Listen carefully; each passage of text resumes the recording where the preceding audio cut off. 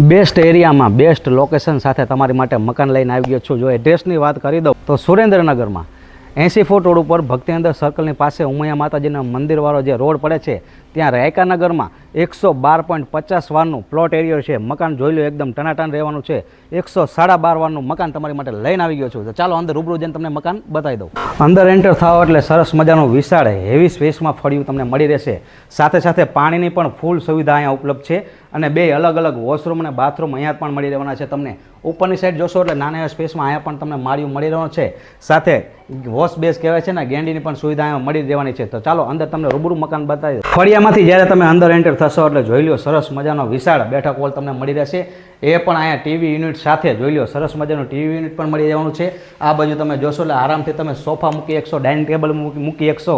એવું સરસ મજાનું અહીંયા બેઠક હોલ તમને મળી રહેવાનો છે. બેઠક હોલની બાજુમાં જ તમે જોઈ લો એકદમ જોરદાર કન્ડિશનમાં મારી બહેનો માટે સરસ મજાનું કિચન આપેલું છે. કિચનમાં પણ વિથ ફર્નિચર તમને મળી રહેવાનું છે. આ બાજુ ઉપર જોશો તો તમને ઉપર પણ અહીંયા ફર્નિચર મળી રહેવાનું છે. આખું ફર્નિચરવાળું કિચન રહેવાનું છે. મારી બહેનોને કંઈ પણ તકલીફ નહીં પડે એવું આ રસોડું કિચન બનાવેલું છે. અને કિચનમાંથી તમે પાછળ ગેલેરીમાં જઈ શકો, અહીંયા પણ રસ્તો મૂકેલો છે. અને બાજુમાં એક બેડરૂમ આપેલો છે, ત્યાં પણ બહાર તમે ગેલેરીમાં પાછળની સાઈડ જઈ શકશો. બંને સાઈડથી તમે જઈ શકો. ટોટલ મકાન 112.50 વારનું રહેવાનું છે. ડબલ માનું ડ્યુપ્લેક્સ મકાન છે.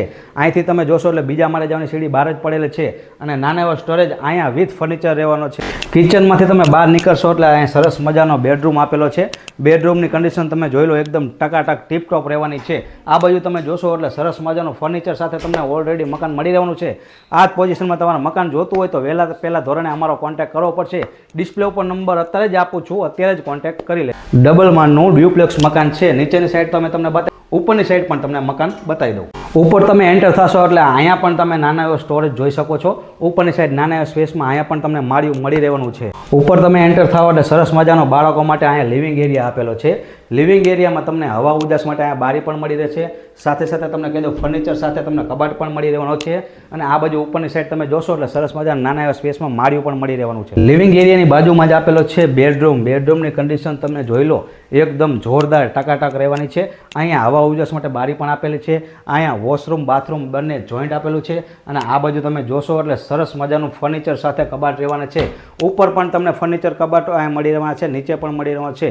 ટીપટોપ કન્ડિશનમાં મકાન રહેવાનું છે. 112.50 વારનું મકાન, 112.5 વારનું મકાન, જોરદાર મકાન કન્ડિશન. એરિયો પણ સુપર જોરદાર છે. અને ભાવ જાણવા માટે ડિસ્પ્લે ઉપર નંબર આપું છું, લોકેશન આપી દીધું છે. તો કોની રાહ જોવો તો ઝડપથી મોબાઈલ ઉપાડો અને તરત જ અમને કોન્ટેક્ટ કરી લો. ઉપરની સાઈડ તમને લિવિંગ એરિયા મળી રહેવાનો છે, બેડરૂમ મળી રહેવાનો છે. પણ આ બાજુ તમે જોશો એટલે સરસ મજાનો વિશાળ બેડરૂમ કહેવો હોય તો બેડરૂમ કહી શકશો. સરસ મજાનો હોલ કહેવો હોય બેઠક હોલ તો પણ અમે કહી શકશો. બેડરૂમની કન્ડિશન તમને કહી દો એકદમ જોરદાર રહેવાની છે. અહીંયા પણ તમને એટેચ વોશરૂમ બાથરૂમ મળી રહેવાનું છે. અને સાથે સાથે તમને કહી દો હવા ઉજાસ માટે અહીંયા પણ બારીઓ આપેલી છે. અને આ બાજુ બહાર આવી જાવ તમને ઓપન ટેરેસ તમને બતાવી દઉં. બેઠક હોલની બેડરૂમની બહાર જ આપેલું છે સરસ મજાનું વિશાળ. અહીંયા સ્પેસમાં કહેવાય ને સરસ મજાનું તમે આરામદાયક બેસી શકશો.